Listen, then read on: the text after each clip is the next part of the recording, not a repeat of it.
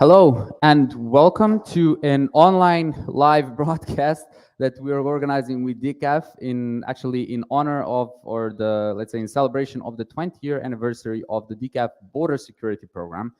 And this is actually the first time we're doing this live sort of broadcast coming directly from a high level meeting that is taking place right now, today and tomorrow in Skopje, where we have the heads of the border police services discussing the developments in the last 20 years following the turmoil of the 90s in the Western Balkan region, and discussing where the region is now, where the region is situated now when it comes to the questions of security and cooperation, and also what the future challenges and opportunities will bring. Now, I have here on my left a panel of recognized international experts, and what we will shortly do is we will go with them to discuss their views and see what their opinion is on the progress that the Western Balkan region has done in the last 20 years and where we are now and what the future actually holds. So I have a series of questions right here for our panelists, and they will answer them each and share their opinions. But before we get into the actual content itself, I would just like to invite you all to see a short video about DCAF, which is the Geneva Center for Security Sector Governance, the Crown organization that is supporting this event. So I hope you enjoy this video. A group of armed men breaks into your house. They threaten your family, and they take everything you own. Where do you turn? You won't call the police because you don't trust them. Where you live, there is no rule of law. How do you get from here to a situation where you can trust the police, military, and courts, the people who are meant to protect you? It's not easy. There are many obstacles in the way. Every country is on their own path to order and security, and there's support to get there. There are experts who know what works. Neutral, professional, and practical. Who respect you, your culture, and your country. DCAF, the Geneva Center for Security Sector Governance. We can help to make sure that police, military, and other security forces stick to the rules, are held to account for their actions, and respect human rights. DCAF has a proven track record for over 20 years in over 80 countries. From reinforcing Parliament's control of security forces in Niger, to training judges in North Macedonia in oversight of intelligence services. From influencing policy at the United Nations and the European Union, to advising governments in the Sahel on how to prevent violent extremism. From working with the police in Honduras to reduce gender-based violence, to pioneering the first international code of conduct for private security companies. From supporting dialogue on security needs in Yemen, to promoting cross-border cooperation against organized crime in the Western Balkans. In these and other tough situations around the world, DCAF has the global experience and the local knowledge. We help our partners find solutions that are innovative and tailor-made. We bring the right people together. Effective and accountable security and access to justice is achievable for all, with the right partner by your side. Find out more about DCAF.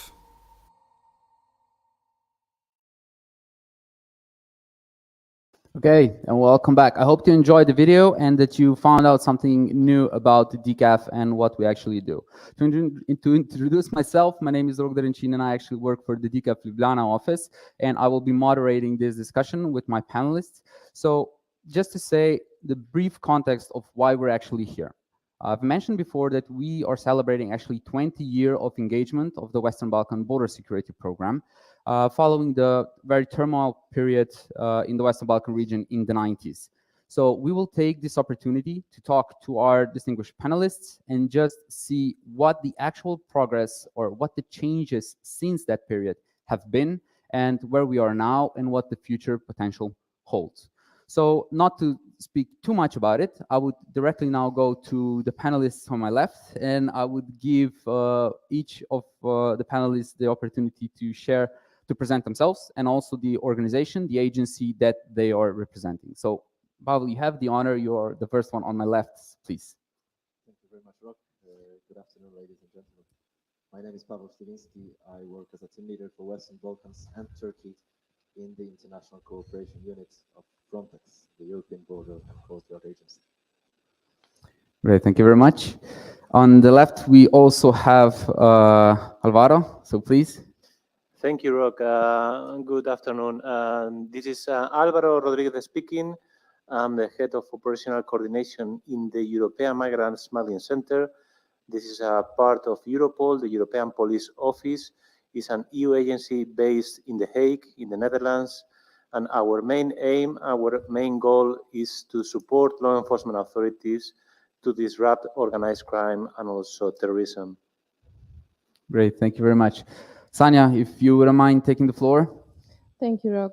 My name is Sanja Selak-Ostojic, and in my role of the Deputy Head of the Joint Coordination Platform, I'm mainly responsible for strategic and operational coordination of migration management support measures and activities with the Western Balkan countries. The Joint Coordination Platform was established last year with the principal aim to enable a better coordination of measures against irregular migration and contribute to effective migration management along the Eastern Mediterranean route. The JCP Secretariat is based in Vienna, has a lean structure and still developing. And in general, the work of the JCP focuses on 4 main priorities, and that is support to the improved border management, return and readmission, asylum, and support combating migrant smuggling and THP. Great, thank you. Okay, and on the far left of my side, we have the director of DCAF Ljubljana and also the head of the DCAF Border Security Programme. Andrei, if you would do us the honor also to introduce yourself. You told everything that is important. Okay, I'm head of the office in Ljubljana. As you probably know, DCAF is an international non-governmental organization with the seat in Geneva. It was established by a Swiss Federation and Canton of Geneva many years ago. It was done in 2001. And our office in Ljubljana, although very small, is actually in charge of the 2 major programs. One is border security related, another one is hosting of the Police Cooperation Convention for Southeast Europe Secretariat. Great, thank you very much. And while I already have you, I will just go directly to the first question. So, having promised everyone that we would see what the progress has been done, so in your opinion, and you are a recognized international expert on topics of security and international cooperation, what are the biggest changes that you consider that you've observed in the Western Balkan region in the 21st century? Well, the region went through tremendous change process in those years since 90s and on. First of all, those changes were political. You know, the countries changed the political system. Majority of the countries that we engage with used to be socialist countries with the one-party system headed by one party only, which was usually the Communist Party. And then some of the countries disintegrated, generating a set of quite newly emerged countries. Another set of changes was economic change, you know, because how to conduct the business in the countries changed from the socialist type of economy to the capitalism. And probably third, and one of the most important changes was connected to the security, because some of the countries that we today work with and we sit as friends under the same table went through the very dramatic time of being involved in different fights for independence and for other reasons in the region. On the other side, we can see a lot of very positive progress, you know, so countries were able to actually go and introduce to their daily operations a lot of good examples and good practices most of them derived from European Union institutions, and this process is still ongoing. It is far from being concluded, but majority of the countries, they go straight forward in the way that they have chosen years ago, and this way is trying to join the other members of the European Union. Great, very, very complete answer. Sanya, would you like to add something to it? Thank you. Well, I think that in order to be able to understand challenges and to turn them into opportunities, we sometimes need to broaden our views and to think back where we come from and how we have developed in order to fully understand how best to contribute to area of freedom, to area of justice and security. And now I'm not only talking about the common goal, joining the European Union, but also about the ultimate goal for each and every country present here today. So if you look back in history at the border security, there have been large changes and developments in border control, border surveillance, and passport control. So 100 years ago, a passport and a certificate of citizenship were more pieces of art than a high-level document with appropriate security features. So from the 9th century onwards until 15th century, passports were only remained strictly for noblemen. Then also soldiers got the papers in order to return home from the battles. And from the 16th century onwards, it was also the merchants and the pilgrims. And only at the end of the 18th century and the beginning of the 19th century, it became more or less a document of a general nature. So when we look how border security looks like 100 years later, we see huge changes and developments in traffic volume, in mobility, and in cross-border trade. So 2014 and 2015 brought us a bit of different picture. We had a migration crisis caused by wartime situations in many different countries, by natural disasters, by economic issues, and we experienced an influx of about 1 million third country nationals. This continues worldwide. Just a few additional data according to UNHCR, 82.4 million people worldwide were forcibly displaced at the end of the 2020 as a result of persecution, conflict, violence, or human rights violations, and 68% originated from just 5 countries, and that is Syria, Afghanistan, Venezuela, South Sudan, and Myanmar. So those figures show us that neither is a route closed, nor is irregular migration over.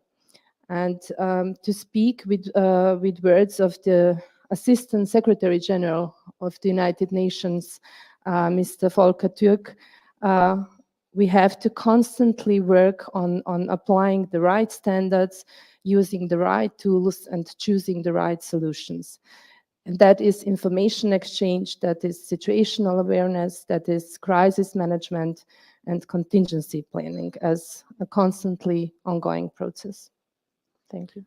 Thank you very much. You actually touched upon also the next question of where we are and what the future development should be. So thank you very much. Alvaro, please. Thank you, Rock. Many things have been already said by my colleagues.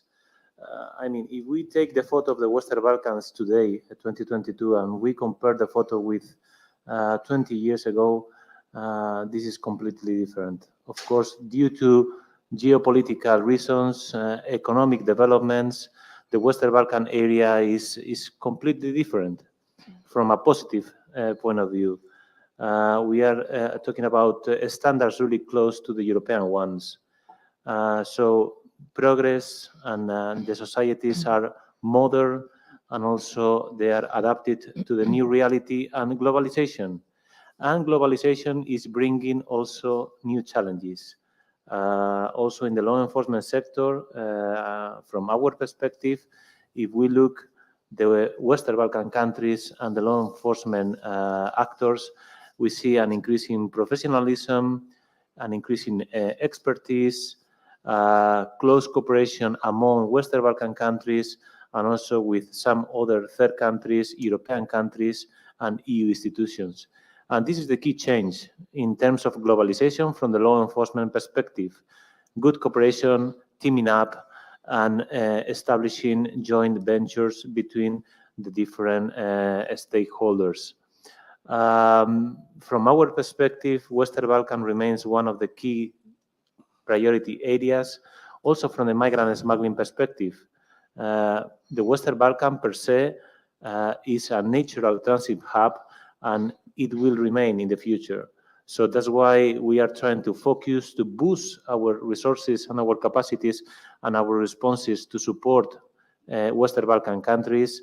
But of course, there is a big gap for improvement. But if we look back, there was a big change already done. Great. Another very complete answer. Thank you very much.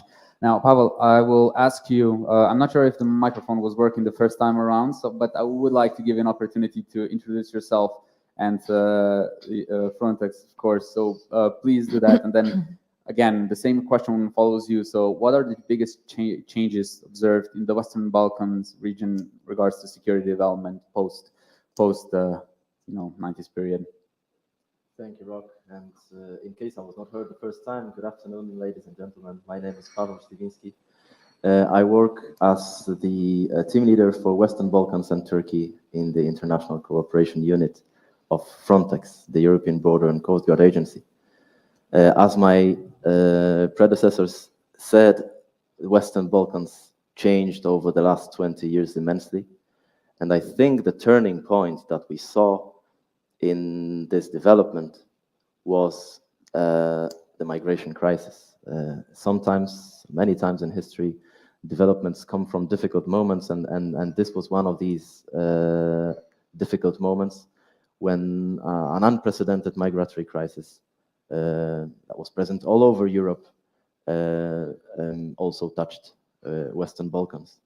This crisis brought about big changes in border management and border security procedures and also capacities of the Western Balkan partners.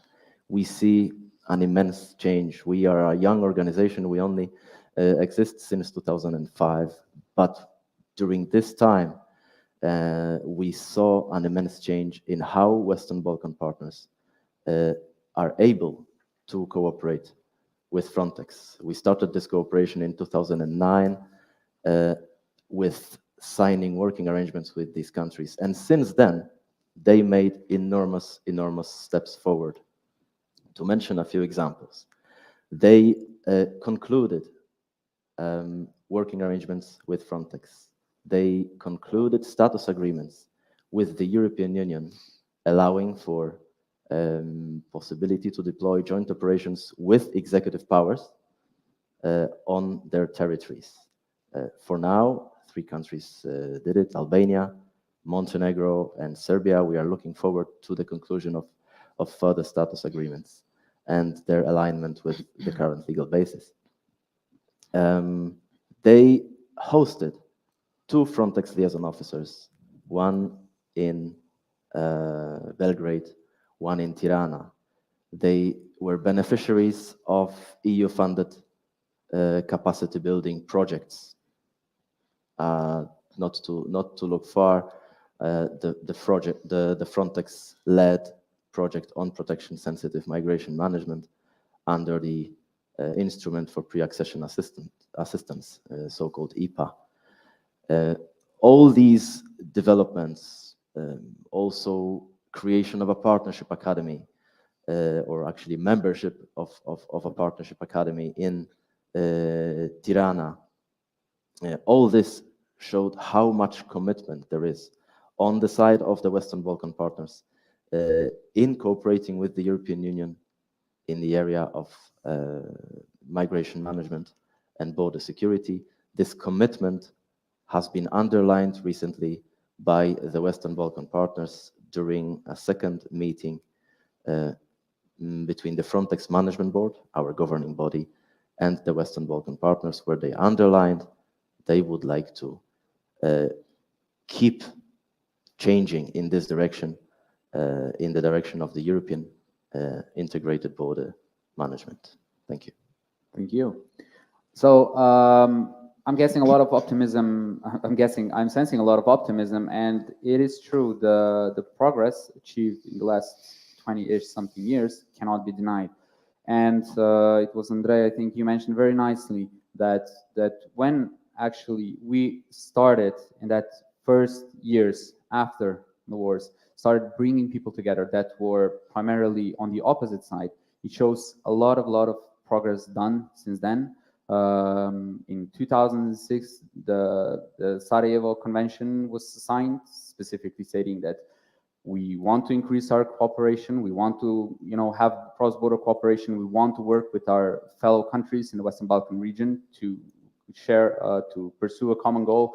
And looking at the situation now where we are, I think that tremendous progress has in fact been achieved. And I remember reading an article a few months back saying that the younger generation, I don't consider myself a younger generation anymore, but the younger generation doesn't even recall the times when some type of cooperation that we now take for granted as a common practice actually existed. So I think that shares a lot.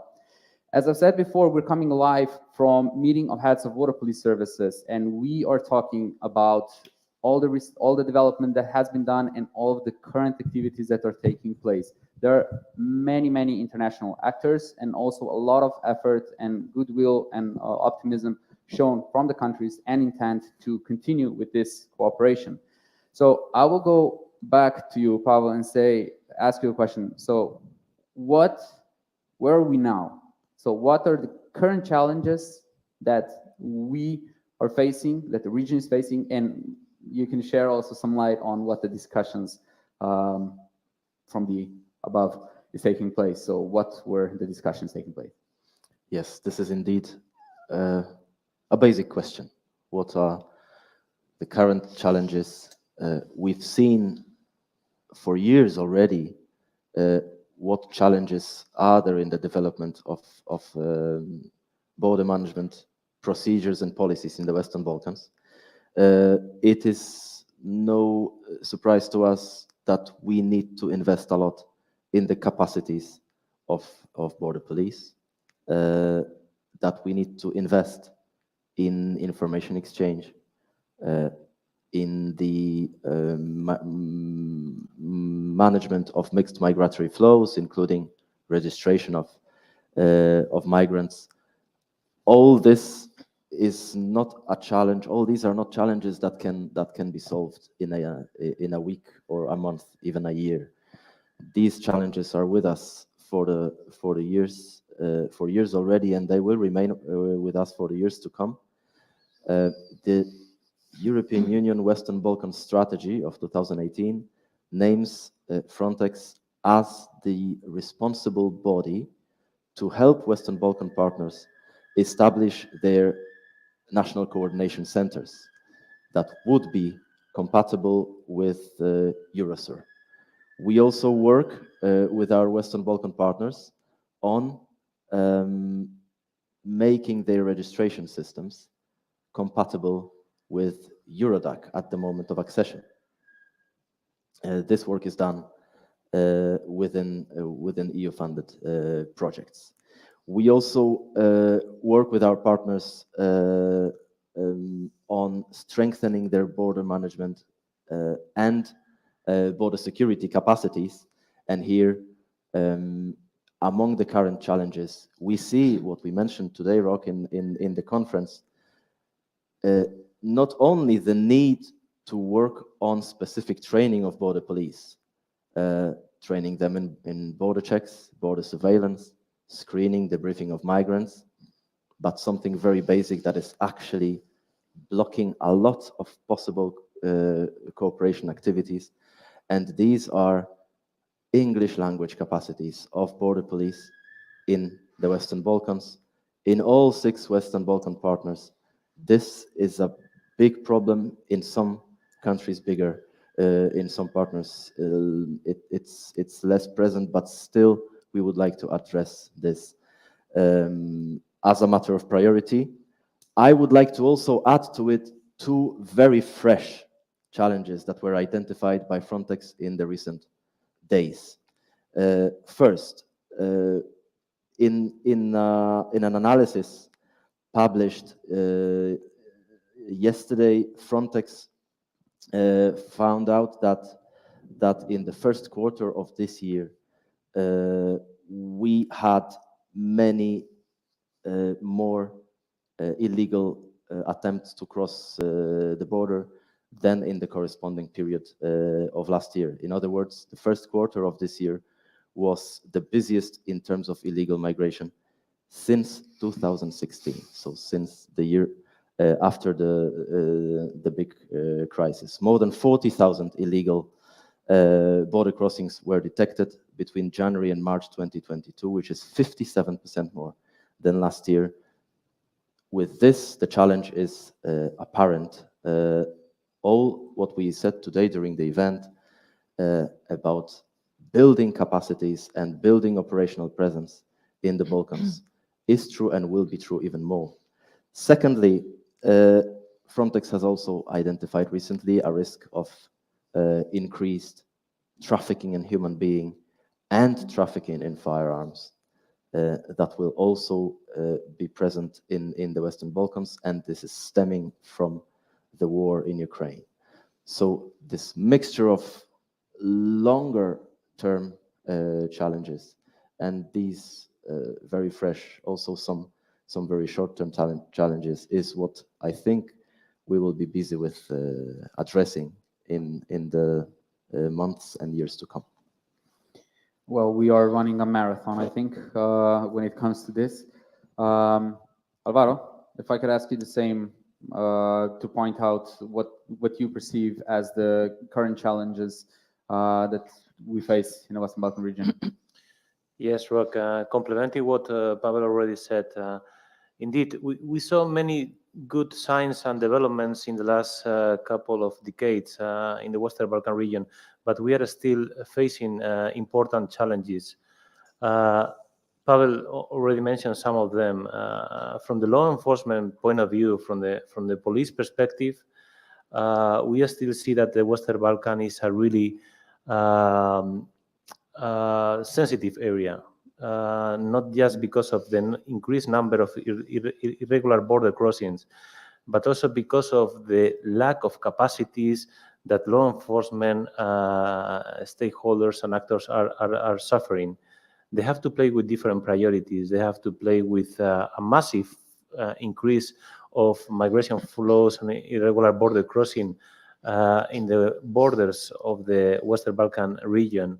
And this is not to forget that this is the pre-filter. This is the first protecting line of the European Union, of the external borders of the European Union. So there is a big pressure on Western Balkan countries in order to react and to protect their own borders and, of course, their sovereignty, and therefore also to support EU actors and the European Union to protect the external borders. But this is bringing lack of capacities because they have to play with different priorities, and probably they are not able to support long-term investigations, cases, operations, because they are trying to protect the porosity of the borders by nature, of course.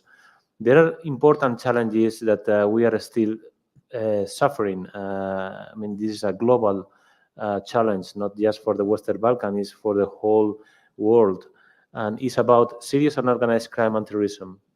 Europol has repeatedly mentioned that the Western Balkan is a priority area because we see that many different criminal networks and serious and organized crime syndicates are operating in the region or are using the region as a transit hub. This is for serious and organized crime, but also for terrorism. There are other challenges that is because of globalization, innovation, and the use of modern technologies. We mentioned this today, Rock, in our meeting, and this is the so-called digitalization of crime, digitalization of migrant smuggling, trafficking human beings, and many other criminal areas.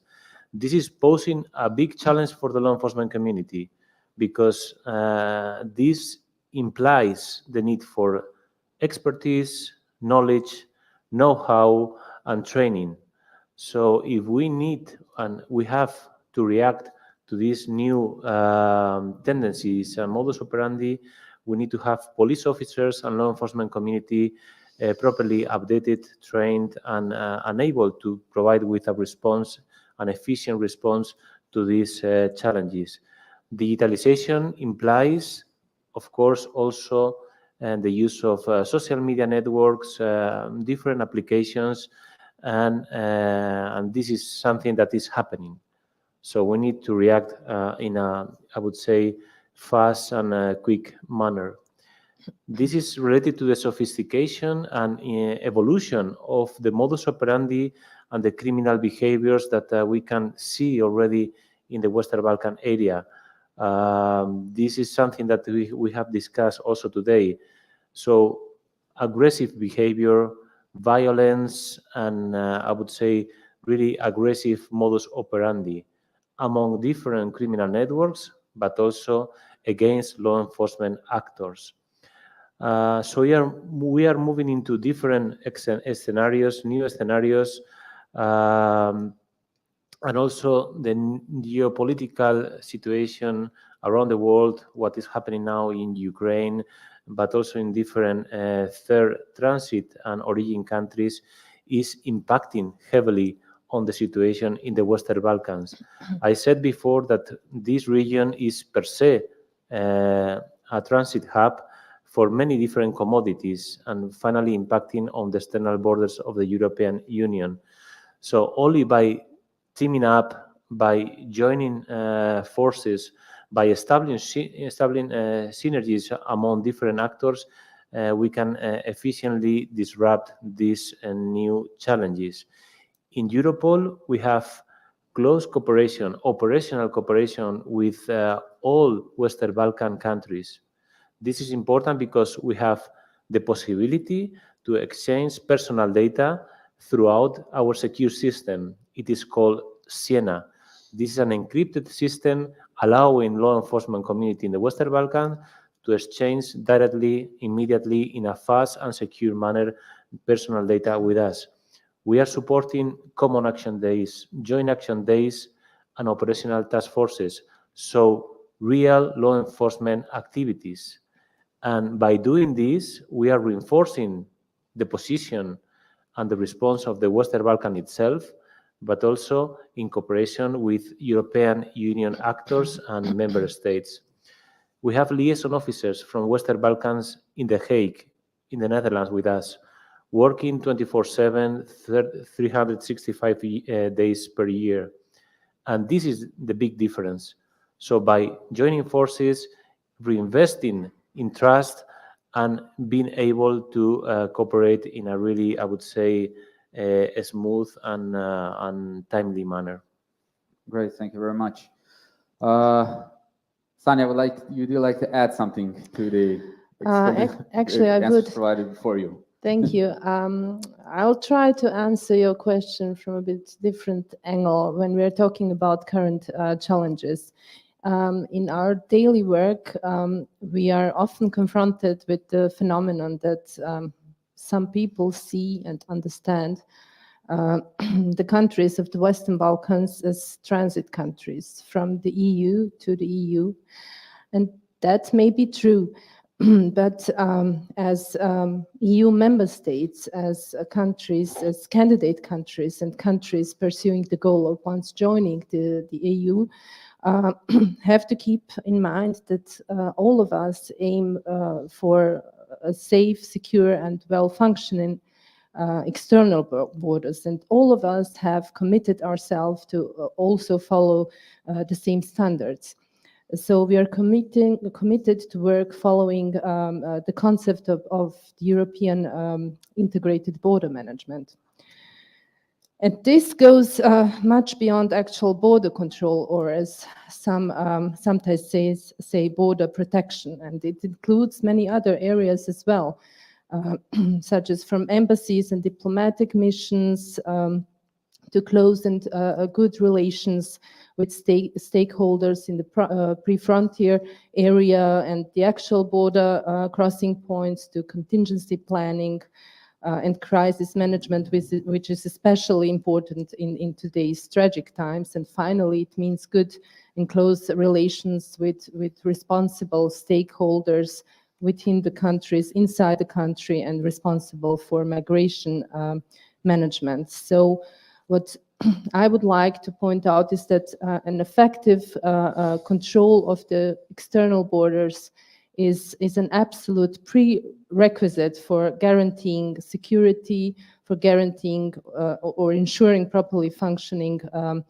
EU policies, of course, in line with our principles and values. Okay, thank you very much. Again, I think that talking about where we are currently today, we cannot avoid talking about also where we're going in the future, which would be the next question. But we still have Andrei. Honestly, I have never known a more structured specialist in the area of security. So I'm really curious about your response. Where do you see current challenges? Where are we now? It's actually hard to add quite a lot after being the last in the row of three colleagues, because they touched upon the geopolitics, which will still remain to affect the region, as the geopolitics is going to affect Europe and the world. All other movement of people, caused by poverty, by climate changes, are going to remain to be the problem for the region. But I would maybe open some quite unusual point of view on what's happening in the region, and maybe even wider. The typical situation is that security is a state business.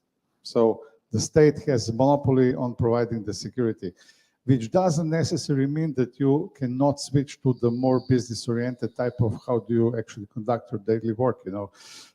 Majority of the modern police type of institutions are tending more and more to use the type of how they organize their daily work similar to the big companies. You have to have a clear picture of what is your core business. You have to understand what the core business is. In our case, this would be the border security. What do you need to do that, and then have a very good logistical support in all of this. And this is part of the problem in the region. So the supportive services are sometimes not up to the provision of proper support to the ones that are actually producing the core business, which is the border policing in this case.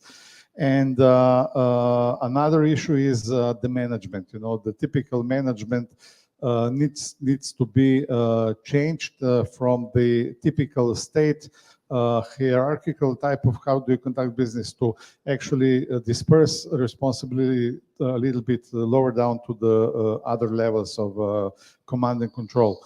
So this will be one of the challenges for the region.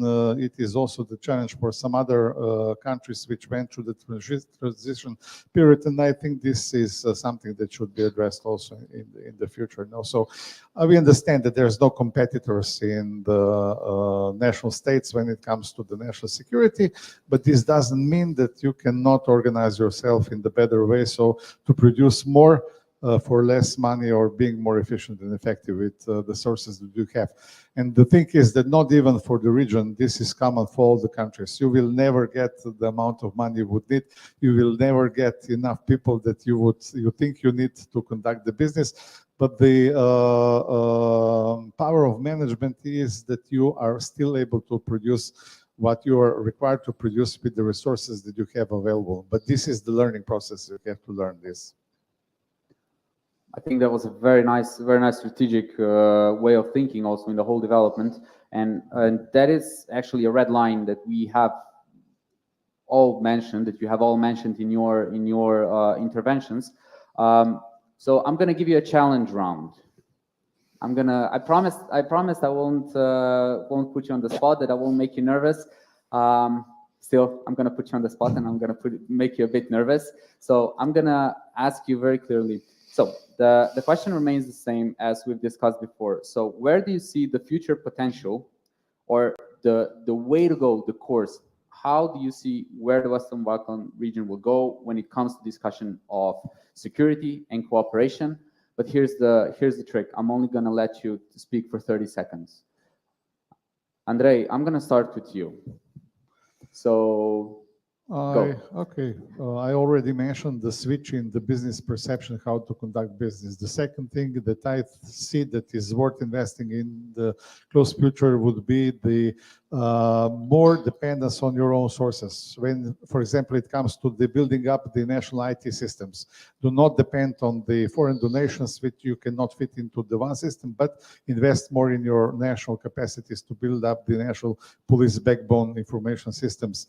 And of course, there's a need for continuation of the development, all type of resources, human, financial, technical, whatever resources. Perfect. Who volunteers for the next one? I can do it. Okay, challenge accepted. Go. So there it is, Rock. Concluding and implementing status agreements in complementarity with the current Frontex mandate. So all border sections in the region. Concluding updated working arrangements, implementing capacity building projects under IPA 3 for the next 4 years, organizing the third high-level meeting with the Frontex Management Board, maximizing synergies and complementarities between multiple partners in the region, between our organizations and agencies. I think these are the priorities. Great, perfect. That's a very lovely answer. Sanya, let's go with you. Okay, thank you. So what we need to do is we need to work together. We need to work jointly on gaps and needs, on recurring phenomena, and on new challenges. So we need to coordinate. We need to coordinate our approaches in order to be really effective and efficient. And for that, we need some proper, stable basics and fundamentals. And each of us should make his contribution for that. Perfect. Alvaro? Yes, thanks. Well, I think that, of course, teaming up, finding synergies, working together is of utmost importance. But we need to look one step ahead. We need to have more preventive actions, not just to have a reactive position. So to try to use big data, artificial intelligence, and data analytics in order to have some perspective about what is going to happen in the next future, in order to have our resources and our capacities prepared and ready to face these challenges. Of course, Western Balkans will remain a key area. There is a need for insisting in increasing and boosting information exchange. This is of utmost importance. Just breaking the silo working, sharing information with your neighboring countries, also with EU institutions, with international partners, in order to face the challenges commonly. Great, thank you very much. Okay, so speaking about this, I think that, well, cooperation and just streamlining the efforts and avoiding of duplication and preferably also replication when it doesn't make sense would come into sense.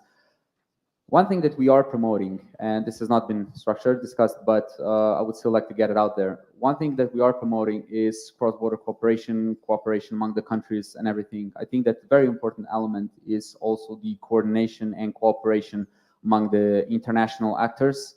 I think that it was mentioned also by Andre before, saying that there should not be some sort of a competition when it comes to security assurance, but I think that the words cooperation and just streamlining and mutual support in this sense would make a lot of sense. So I would now say, so we've transitioned from how it was what the current challenges are, and we've touched upon how, let's say, the future will look like in the sense of where it will go. And I apologize for the challenge round. I will give you more time now for the last one.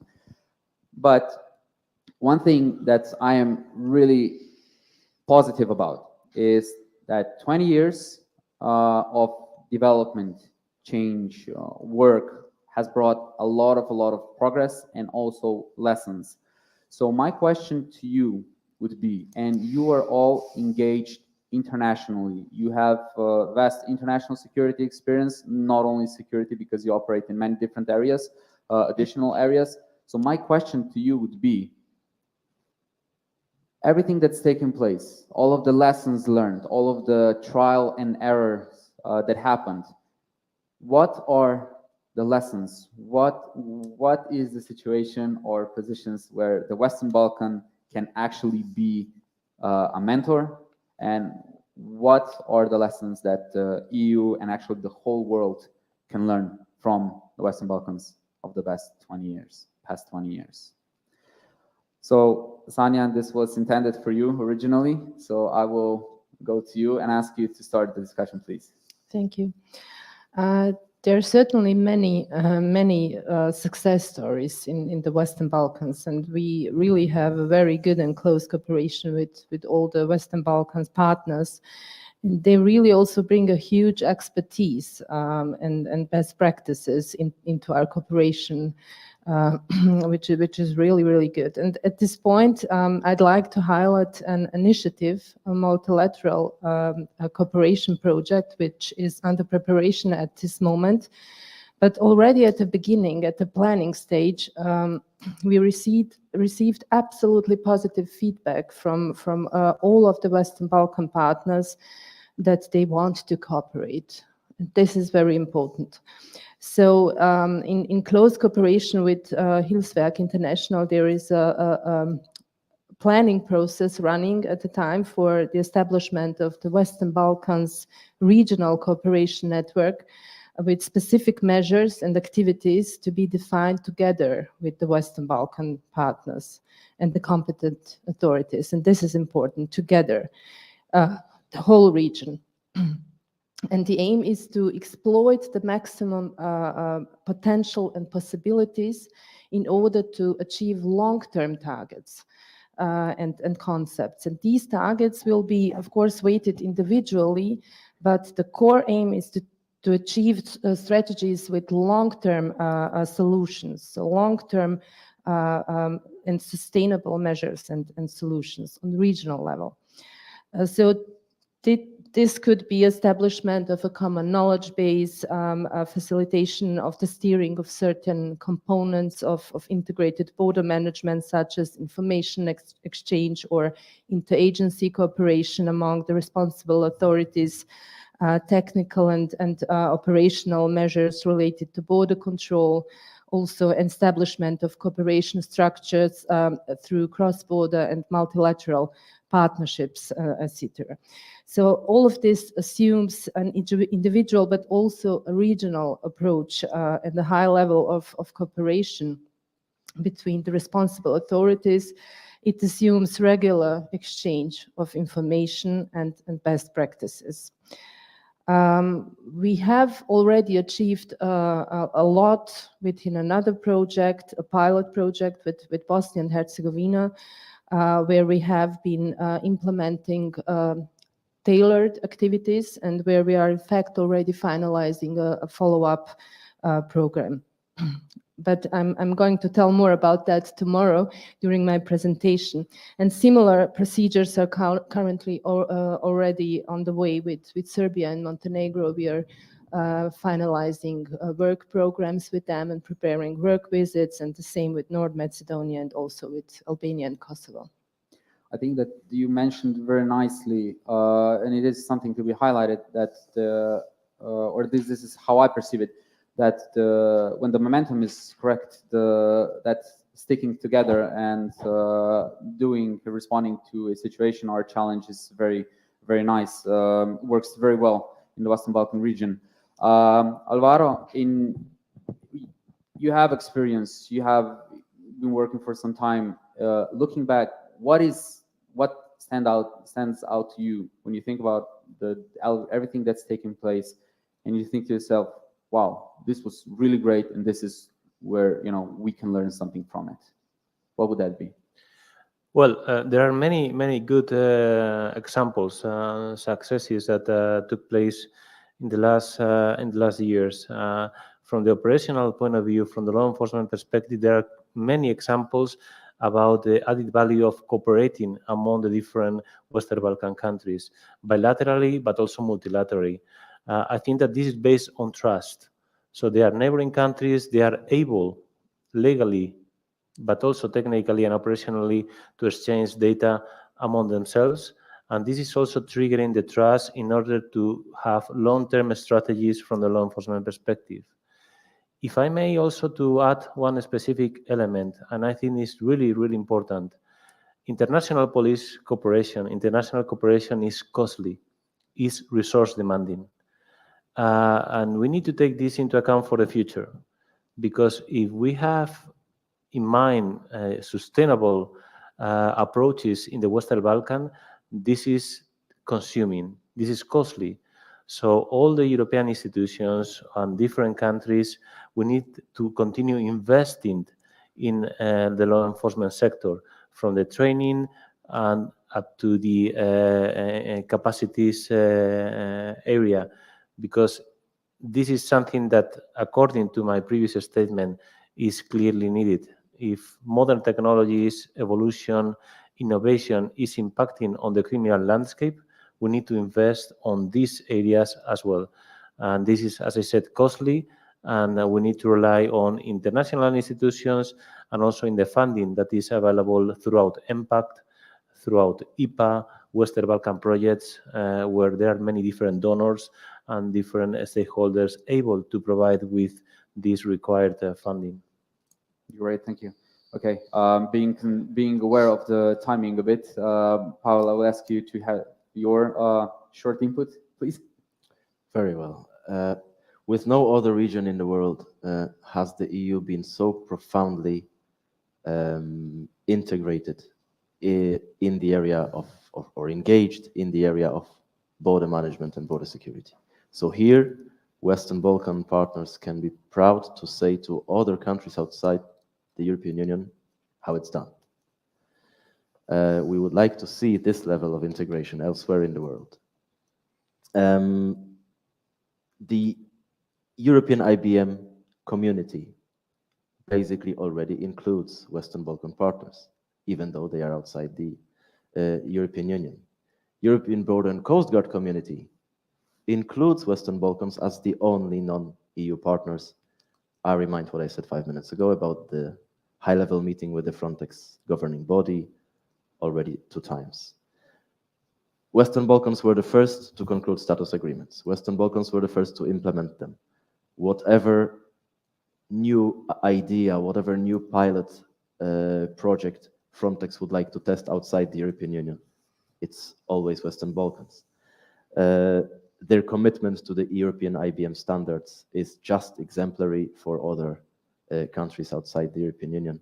And I think most importantly, from our perspective, the daily cooperation with our Western Balkan partners, with our Frontex point of contact, is just not only effective, but also very pleasant. And I think this is where also Western Balkan partners can say a little bit to the entire world how cooperation with EU bodies and agencies can be done. Yeah, this is how it's done. Nice. Andrei? Yeah, you know what? The question was, what did we learn from the Western Balkans countries? There are several items that I appreciate very much as a learning process. First of all, I met a lot of very dedicated and highly professional people, you know, not necessarily on levels of the hierarchy, but those that are engaged in the real work in real life. They're professional, they're well trained, and they're quite capable to do their business if they're provided with some new additional knowledge, with some technology, etc. The second thing that impresses me is that they're still capable to conduct the business. Also, they do not have all resources available as many very rich countries, and if you compare them, the results on the Western Balkans are not bad, they're actually good. The third element would be their willingness to go with this change process, which is demanding on them, and they are actually engaging quite fast, and they reach the results, which in some parts of the world would take much longer than it does in the Western Balkans. And the final thing that I also learned from them is that while DCAF always strives to work in the environment that is locally owned, so I worked with the people which were able to produce excellent outputs, let's say several operational documents or standard operational procedures, and in many of already very developed countries you cannot find that, so they're quite resourceable, and what is also typical for this region, is that their motto is, it's not hard to do it, sooner or later they will adopt it and do it. And maybe the last thing that I also admire them is this patience. You already mentioned that we have a big problem in Europe because migrants, irregular migrants, are coming from Europe, passing Balkan, and they go to European Union again. And this is a big frustration for them, but they still cope with that. Okay, to some certain extent, we other countries are trying to force them to do this a little bit better, but still, they say, okay, guys, we will take care of this. So I learned a lot, and I'm still learning in this region. Great. It's always nice to have a learning experience with whatever you're doing, and I think we've seen some very good examples as to where and how the Western Balkan can actually serve as a mentor to the rest of the world. Now, I'm very happy to say that we have actually also an additional speaker, an additional guest coming live with us today is directly from the European Commission, Mr. David Hudson. Now, I do have to inform that we have had some technical issues on our side, so we weren't really able to get him through. I'm hoping that we will now be, that the problems have been resolved. So I will just invite Mr. Hudson to make a presentation. So to give us his thoughts, or actually the position or understanding of the European Commission on the development in the Western Balkan regions following the, the turmoil period of the 90s, and also what are the future prospects for the Western Balkan regions when we are discussing, of course, the context of security cooperation and also development and what other areas will come. So at this moment, we will temporarily unlog from our sound system, and Mr. David Hudson, you have the floor.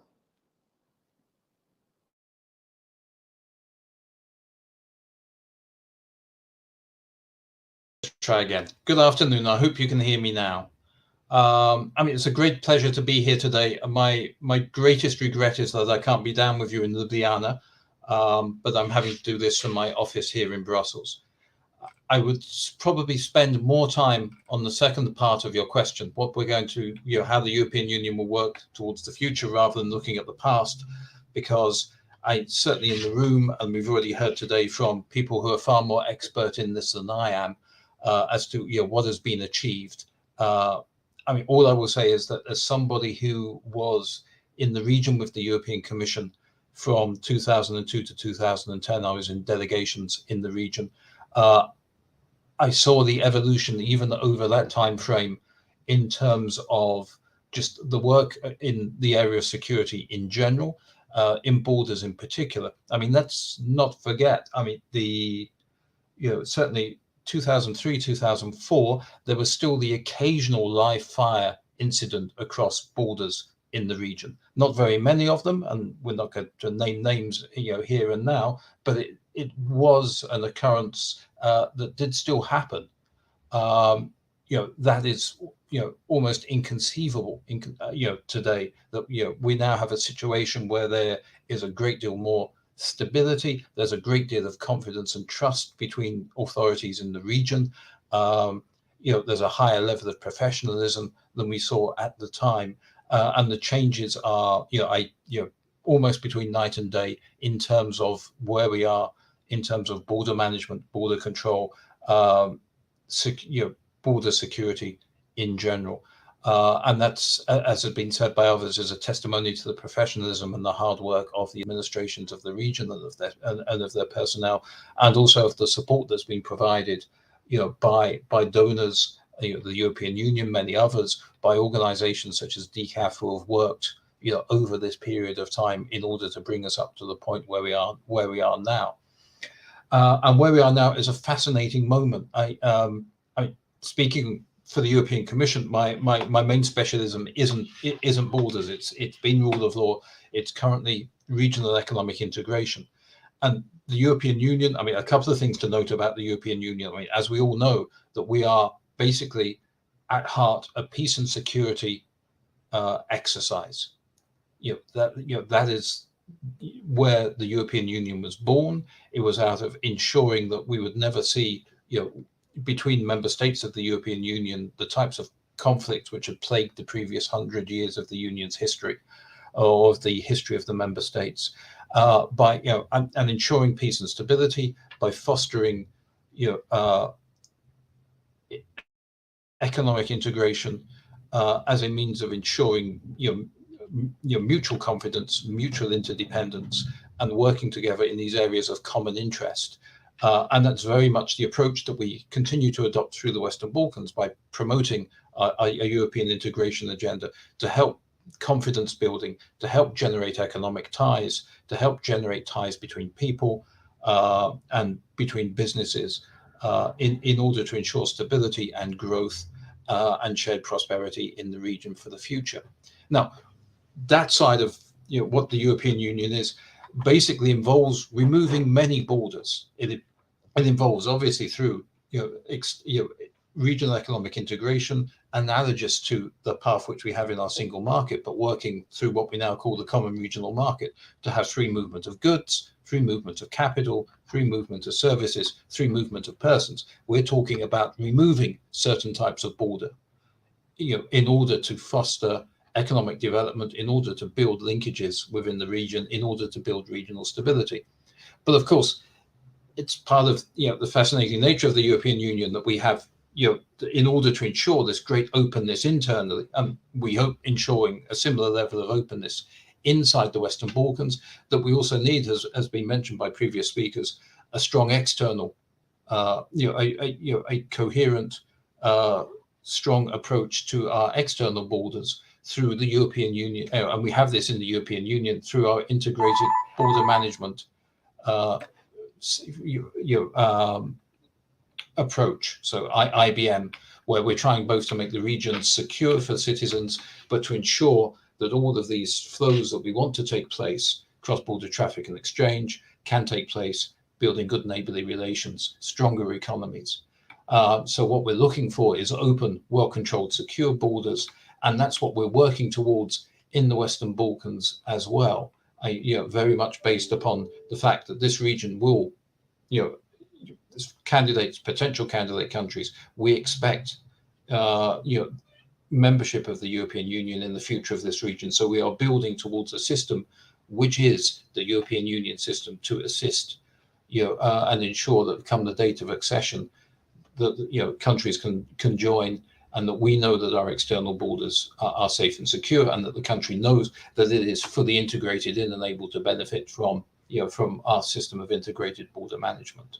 So, of course, in that, as part of that process, progress has been made. We've been working on this for a number of years. We're looking at strengthening border security. We're looking at broader issues such as fight against organized crime. We're looking at strengthening visa regimes in order to facilitate visa liberalization, which we now have across the region, with the exception of Kosovo, and we hope to have that as soon as possible. The Commission believes that Kosovo meets those conditions, and we want to see and hope to see that our member states will give the political green light to visa liberalization in the near future. But so a lot has been achieved, but there are still many important challenges ahead. Organized crime features hugely. There's been progress made. We want to see further progress in that as part of our approach for border security, as part of the requirements for accession to the European Union. And in terms of meeting the challenges which there are, we very much want to see as an underpinning of this strong regional cooperation and collective action at the operational level, because the challenges that are faced in the region aren't national challenges, they're regional challenges.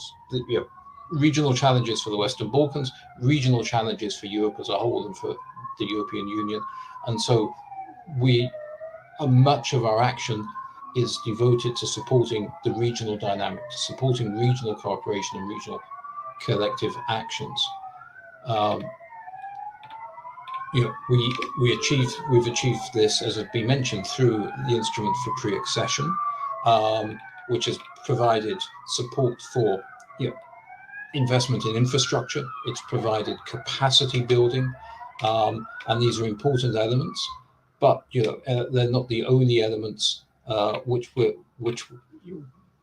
we are providing this kind of support. We've also, in recent years, sought to integrate the Western Balkans within the types of structures which exist within the European Union by having far closer cooperation with Europol, far closer cooperation with Frontex, in order to bring the expertise which we have on the side of the European Union and make it directly applicable within the Western Balkans. In particular, that's here in this forum, let's put some stress on border security, that we recognize the important progress, and we've seen important progress which has been made within the region on ratification of Frontex status agreements in terms of the posting of Frontex liaison officers, and also in parallel to this in the strengthening of legal frameworks. So obviously, good progress made. More continues to need to be done in terms of enhancing capabilities and strengthening regional cooperation. And therefore, in the future, we're going to further step up our support to integrated border management and also in cooperation with Frontex. So EPA 3 has been mentioned. We have a new EPA 3 program with Frontex. We will be taking work forward to operationalize and implement the status agreements that have entered into force, Albania, Montenegro, and with Serbia. And all of that will therefore have our support in order to make these, make these agreements genuinely operational and genuinely effective. We will be looking to include under our EPA 3 program, further equipping our Western Balkan partners with the tools necessary to align their IBM strategies with EU standards, as well as to provide the necessary expertise to set up national coordination centers in order to ensure interoperability with our IT systems, with Eurodac, with Eurosur, because obviously when the long-term goal is integration into European structures, we need to ensure, in particular in the way in which border management has evolved over the last 15, 20 years, you can't ensure integration without the IT systems being in place, and therefore that will be a particular focus of our future EPA programs. Also, national coordination centers. We want to, in addition to establishing the national coordination centers, ensuring that they're properly equipped and functioning, we want to connect them via a regional network, including not just the region, but the EU member states, the neighboring EU member states, to ensure that we're not creating, if you like, a wonderful system that operates in isolation, but we are creating a system that then operates with the European Union, with those neighboring EU member states, to ensure effective border management, effective border control. Obviously, as part of this, that will then we'll be looking at data exchange within the Western Balkans, but also with EU member states. I think at that point I will leave it there. I think I've probably said enough for now. I think the important thing to note at this stage is there has been great progress over the last 20 years. The European Union has played an important role in this, but more importantly has been the desire of the region to make progress on its European path, and that we are there supporting that, and we will continue to support that in the future. And I believe at this point I need to turn my mic off, otherwise there'll be giant feedback everywhere. So I thank you again for listening, and I look forward to the rest of this session. Okay, Mr. Hudson, thank you very much for your intervention, and thank you for waiting and bearing with us through the technical issues. You were received loud and clear, very nice messages. So I'd like to thank you again for making your contribution and also sharing the point of the European Commission. So to all our viewers, I would like to say this is actually it. What we try to do is just share some insight into what actually we are doing, what actually is happening in the Western Balkan region when it comes to the security cooperation and border security. And by doing this, we wanted to bring together to inform on our progress, on our work, some of the organizations and agencies that are active in this field. So firstly, I would like to thank, of course, again, Mr. David Hudson from the European Commission. I would like to thank Sanja Selak-Ostojic, representing Joint Coordination Platform, Alvaro Rodriguez Gaya from Europol, Pavel Slivinsky from Frontex, and of course, my colleague and director, Mr. Andrei Rupnik from DCAF. On my behalf and also on behalf of my speakers, I would like to thank you for listening in. You can find more information about what we're doing, and you can also find information about current activities taking place. As I've said, we've shared this information on the discussion that is taking place today and will take place tomorrow at the meeting of heads of border police services in the Western Balkans. So I'm hoping that the website links are already shown. So here are the websites where you are most kindly invited to visit us, and you can find a lot of information about all of our work and activities on these sites. From my personal perspective, I would like to thank you all again for your wonderful and insightful contribution. As always, you have been amazing, and there is a lot to be more said, but we have just this short amount of time available. So thank you very much. Thank you. That is actually it. So nothing more to say than just wish you a pleasant evening, and thank you again for tuning in. Goodbye.